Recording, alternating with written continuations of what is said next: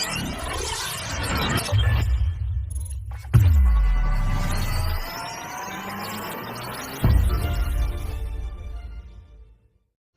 guys, Random Channel kembali. Apa kabar kalian hari ini? Semoga sehat selalu dan mudah rezekinya. Kali ini Mimin akan menceritakan alur cerita dari film Tupaki. Film ini dirilis pada tahun 2012 yang disutradarai oleh A.R. Murugados dan dibintangi oleh Telepati PJ. Sebelum lanjut ke alur ceritanya, dukung terus channel Mimin ya dengan cara like, subscribe, dan nyalain tombol loncengnya.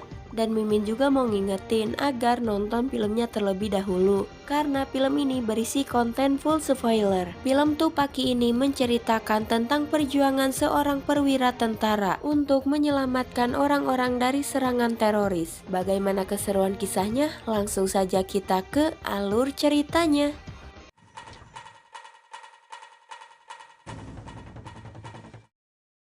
Di awal film kita diperlihatkan dengan seorang perwira tentara yang bernama Jagdish, di mana di hari itu ia pulang ke rumah untuk berlibur. Singkat cerita, saat tiba di stasiun, para tentara disambut oleh keluarga mereka masing-masing, termasuk Jagdish. Saat itu mereka terlihat sangat bahagia karena sekian lama mereka baru bertemu kembali dengan keluarga mereka masing-masing. Kemudian ayahnya langsung membawa Jagdish yang akan dikenalkan dengan seorang gadis. Ayahnya bertujuan akan menjodohkan mereka berdua. Lalu kedua pihak keluarga pun bertemu. Dan inilah gadis yang dimaksud. Ia bernama Nisa. Setelah pertemuan itu, Jagdish menolak perjodohan tersebut.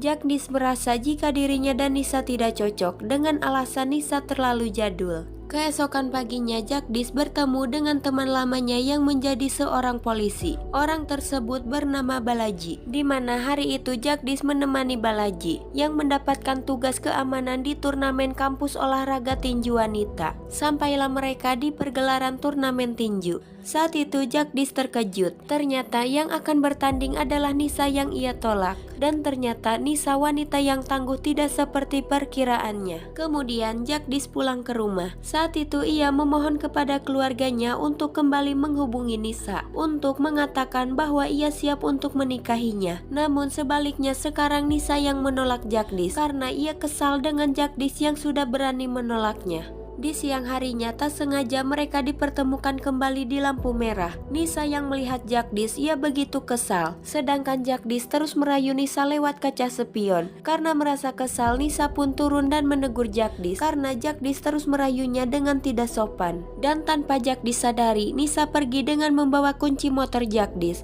Dan karena hal tersebut, Jagdish dan Balaji harus naik bus. Di dalam bus tersebut salah satu penumpang kecopetan. Jagdish dan Balaji memeriksa satu persatu penumpang dari dua pintu dan pencopet pun berhasil ditemukan. Akan tetapi ada satu pria yang kabur dan terlihat sangat ketakutan. Jagdish yang curiga, ia pun mengejar pria tersebut. Kemudian Jagdish pun berhasil menangkap pria tersebut dan menghajarnya. Jagdish bertanya mengapa ia lari, sedangkan ia bukanlah pencopetnya. Pria tersebut pun tidak menjawab. Ia menoleh ke arah bus dan ternyata ledakan bom pun terjadi.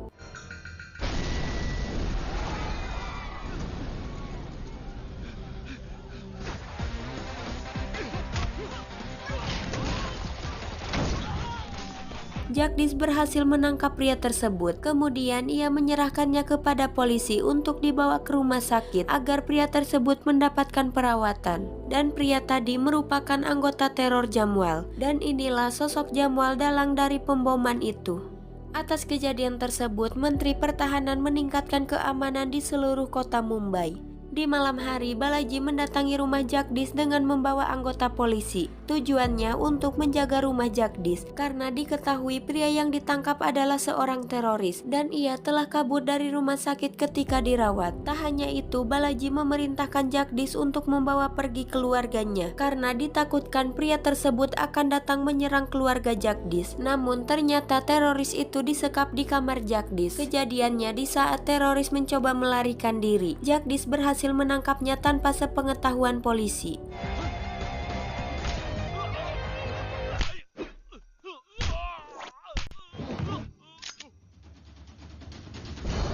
Jagdish pun memotong jari pria tersebut dan ia menanyakan siapa yang membantunya kabur dari rumah sakit. Jika tidak memberitahu, maka Jagdish akan memotong jari-jari yang lainnya.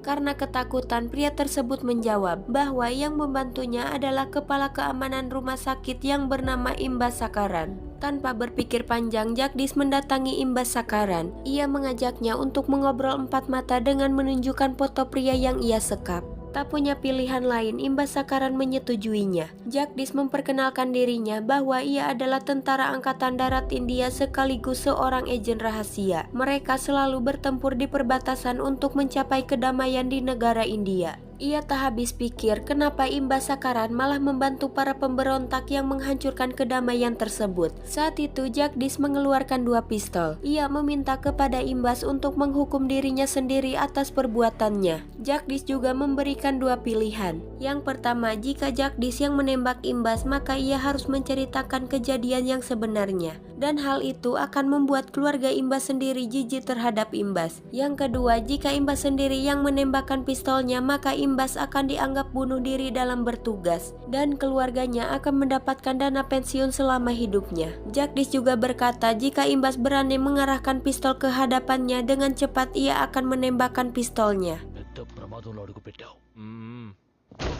Kemudian Jagdish kembali ke rumahnya dan ia memeriksa tas pria itu. Ia menemukan 1 lembaran kertas yang terdapat 12 titik dan ia terus menganalisanya. Dan dengan kecerdasannya ia menggambar dari satu titik ke titik yang lain sehingga membentuk sebuah peta yang belum sempurna. Kemudian ia mencocokkannya dengan Google Maps. Terungkap 12 titik tersebut adalah 12 tempat yang merupakan target peledakan. Lalu Jagdish menanyakan kapan peledakan itu akan dilakukan. Pria tersebut menjawab tanggal 27, yang artinya tersisa 3 hari lagi. Keesokan paginya Nisa menghadiri acara pernikahan temannya. Nisa mengherankan temannya yang menikah dengan pria yang lebih tua. Karena tidak mau senasib dengan temannya, pada akhirnya Nisa menemui Jagdish. Ia siap menerima cintanya dan memilih Jagdish yang lebih muda. Tiba di tanggal 27 waktu pemboman akan dilakukan. Jagdish belum menemukan informasi apa-apa tentang siapa 12 orang yang akan melakukan pemboman. Maka dari itu Jagdish sengaja melepaskan ikatan pria yang ia sekap agar ia bisa mengikutinya. Sebelum itu ia telah menyuntikkan obat tidur selama 2 jam untuk berjaga-jaga karena ia akan menghadiri pernikahan temannya yang bernama Jul. Tibalah Jagdish dan Balaji di acara pernikahan Jul. Di sana ia bertemu dengan teman-teman seangkatannya yang sudah lama tidak bertemu. Lalu mereka pun berfoto. Setelah itu Jagdish mengumpulkan teman-temannya. Ia meminta bantuan kepada mereka untuk menangkap para teroris. Jagdish, Balaji dan teman-temannya berkumpul di depan rumahnya. Dan sesuai rencana, pria yang Jagdish sekap melarikan diri dari rumah Jagdish. Mereka pun mengikutinya tanpa diketahui oleh pria tersebut. Saat itu mereka melihat pria tersebut bertemu dengan rekan-rekannya. Hingga tim Jagdish berhasil mengikuti 12 orang itu yang mendatangi 12 tempat penting di Mumbai. Setelah mereka masing-masing berhasil mengikuti rekan pria tersebut, Jagdish memerintahkan temannya untuk melepaskan tembakan secara bersamaan.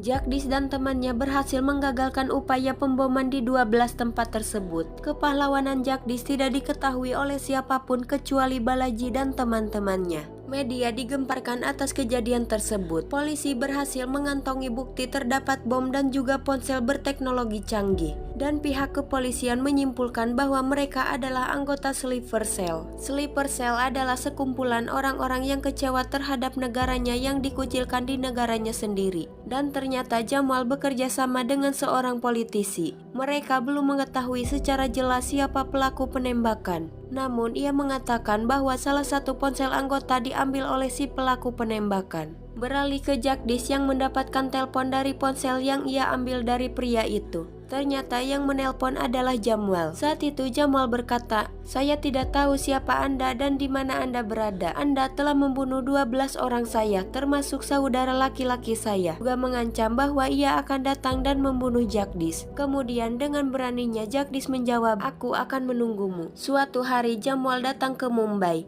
Ia disambut oleh anak buahnya. Dengan segala petunjuk penyelidikan yang didapatkan, Jamal menyimpulkan bahwa pelaku penembakan bukanlah orang-orang biasa. karena diketahui orang-orang tersebut bisa melompat tinggi, berenang dengan baik di laut lepas, dan juga bisa menembak di dahi dalam jarak 20 meter, bahkan di tengah keramaian secara bersamaan. Jamal meyakini mereka orang-orang terlatih, tapi mereka bukan dari kepolisian. Salah satu anak buahnya memberitahukan bahwa para pelaku penembakan menggunakan setelan jas. Mendengar hal itu, Jamal menyimpulkan di India menggunakan jas ialah hal yang bukan umum. Bisa jadi mereka telah menghadiri pesta pernikahan. Kemudian ia meminta kepada anak buahnya untuk mencari daftar pernikahan yang berlangsung pada tanggal 27, tepatnya pada saat hari penembakan. Beralih kepada Jagdish. Saat itu Jagdish berpikir bagaimana caranya menghentikan Sleeper Cell, dan hanya ada satu cara untuk menghentikan semua itu, yaitu dengan memburu pemimpin mereka dan melenyapkannya. Balaji bertanya bagaimana mereka dapat menemukan pemimpin Sleeper Cell. Jagdish meyakini atas tewas 12 anggotanya, sang pemimpin akan segera menunjukkan dirinya untuk membalaskan dendamnya, dan ia akan mencari tahu siapa pelakunya. Lalu Jagdish dan teman-temannya pasti membuat kesalahan dengan meninggalkan jejak. Maka dari itu si pemimpin akan mencari mereka dengan memanfaatkan kesalahan mereka. Namun ia masih memikirkan apa kesalahan yang telah mereka perbuat. Keesokan harinya Jagdish sadar tentang kesalahan mereka.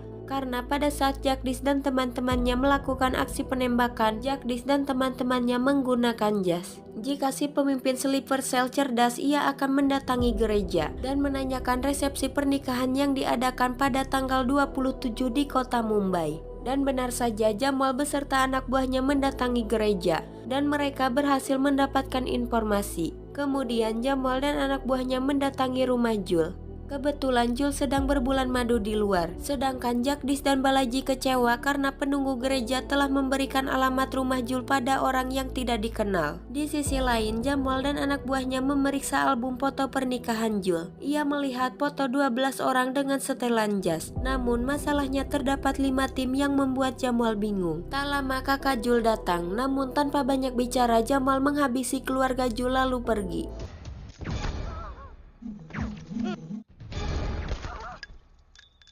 Kemudian Jagdish dan Balaji pun datang. Saat itu mereka telah mendapati keluarga Jul yang telah tewas, dan ternyata Jamal lebih pintar daripada yang Jagdish duga.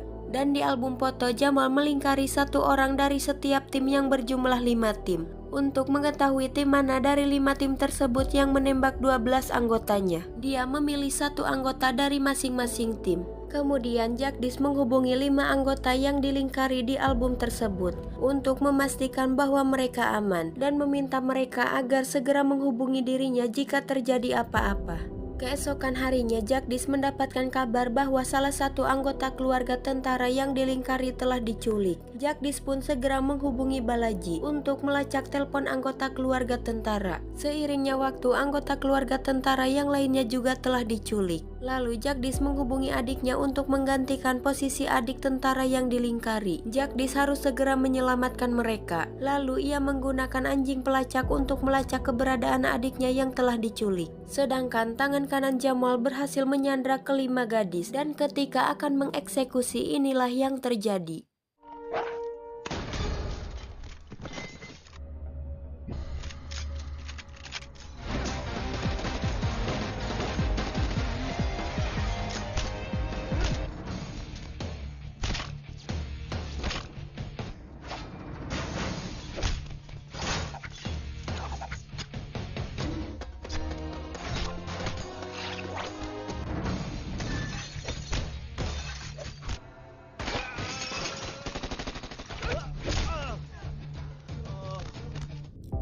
Jagdish berhasil menangkap tangan kanan Jamal dan menyelamatkan gadis-gadis tersebut. Ia meminta kepada mereka agar tidak memberitahu kepada siapapun termasuk polisi. Jagdish puas karena merasa telah menangkap pimpinan Sleeper Cell. Namun adiknya menjelaskan bahwa yang ditangkap bukanlah pimpinannya, melainkan tangan kanannya.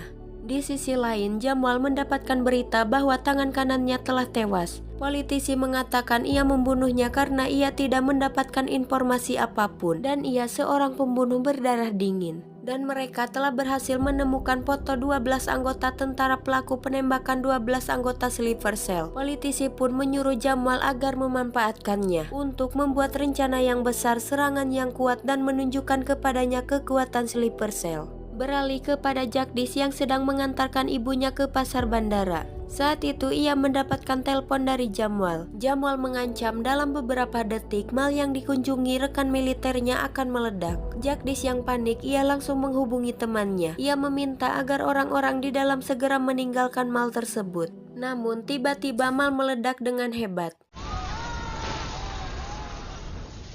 Mendengar itu, Jagdish sangat tidak berdaya dan berduka. Jamwal kembali menelpon Jagdish. Ia berkata itu belum seberapa dan ia tahu di mana keberadaan 11 tentara sisanya karena masing-masing mereka diikuti oleh Sleeper Cell. Dan ia juga mengetahui jika Jagdish sekarang berada di pasar bandara. Akan tetapi ternyata Jamwal hanya menakut-nakutinya saja. Ia hanya menginginkan Jagdish agar menyerahkan diri ke hadapannya. Karena tidak ingin ada korban berjatuhan lagi, Jagdish akan datang seorang diri menyerahkan dirinya ke hadapan Jamwal. Keesokan harinya Jagdish didampingi Balaji. Mereka mendatangi yayasan yang menampung dan merawat para perwira militer yang cacat akibat perang. Dan mereka ahli dalam merakit bom.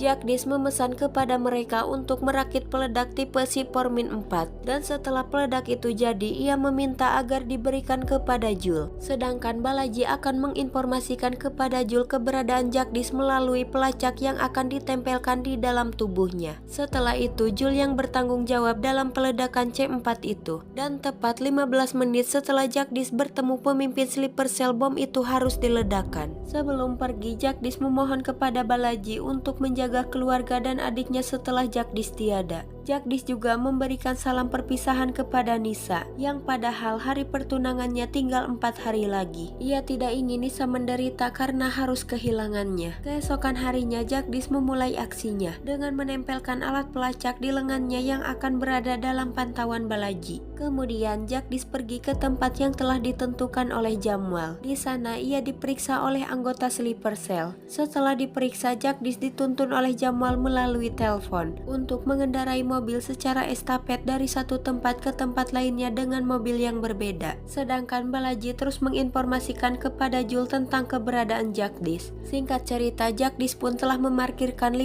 mobil di tempat yang berbeda hingga ia sampai tiba di pelabuhan. Kemudian ia menaiki perahu untuk menemui Jamwal di sebuah kapal. Sedangkan Jul yang dituntun Balaji berhasil mengikuti Jagdish dengan keterlatihannya menyelam dengan membawa alat peledak. Di sisi lain, Jagdish diborgol dibawa ke hadapan Jamwal. Saat itu Jamwal mengatakan kenapa ia belum membunuh Jagdish, dan alasannya karena ia telah membuat rencana besar. Mobil-mobil yang telah Jagdish parkirkan di dalamnya terdapat sebuah bom. Namun Jamwal tidak akan meledakkannya. Ia hanya akan menjebak Jagdish dengan rekaman CCTV. Ia akan melaporkan kepada polisi atas nama Sekretaris Pertahanan bahwa seolah-olah yang memasang bom di mobil itu pelakunya adalah Jagdish. Lalu Jagdish akan diburu oleh polisi, sedangkan politisi Sekretaris Pertahanan akan bisa menikmati hasilnya menjadi Menteri Pertahanan. Di sisi lain, Jul berhasil menempelkan bom di kapal yang ditumpangi Sleeper Cell dan Jagdish. Saat itu Jamwal menodongkan pistol dan memberi permintaan terakhir untuk Jagdish. Dengan berani Jagdish mengatakan agar Jamwal tidak jadi pengecut. Jagdish meminta agar Jamwal melawan dirinya dengan tangan kosong.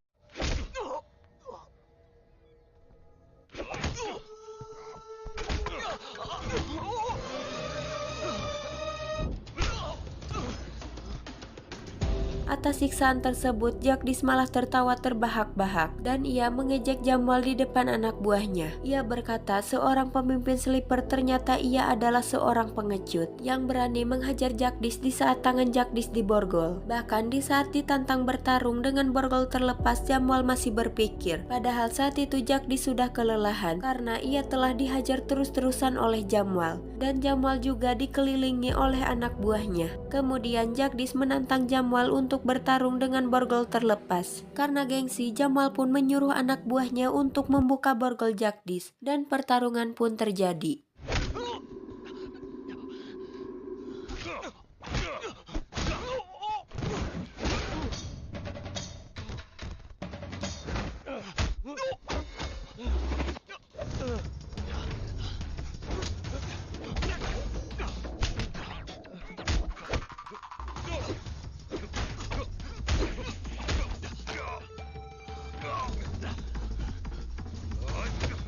Jagdish berhasil membalikan pistol dan menodongkannya ke kepala Jamwal. Kemudian ia menyuruh anak buahnya untuk membuang semua senjata ke laut, dan Jagdish pun berhasil menangkap Jamwal sedangkan bom waktu terus berjalan.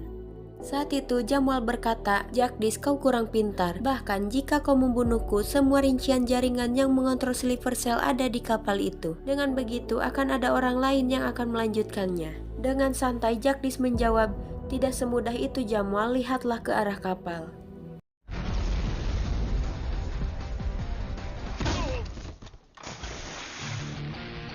Dan jaringan sekaligus pemimpin Sleeper Cell berhasil dilenyapkan. Di malam hari, Jagdish berhasil menangkap Alwyn dan menyuruhnya untuk memberikan pelajaran kepada dirinya sendiri. Di akhir film, Jagdish diantarkan ke stasiun oleh keluarganya karena ia harus kembali bertugas di perbatasan. Saat itu Balaji juga ikut mengantarkannya. Ia sangat kagum terharu kepada Jagdish yang mempunyai jiwa kesatria. Dan film pun udahan. Cukup sekian untuk alur cerita film kali ini. Saya admin pamit undur diri dan sampai jumpa di video selanjutnya.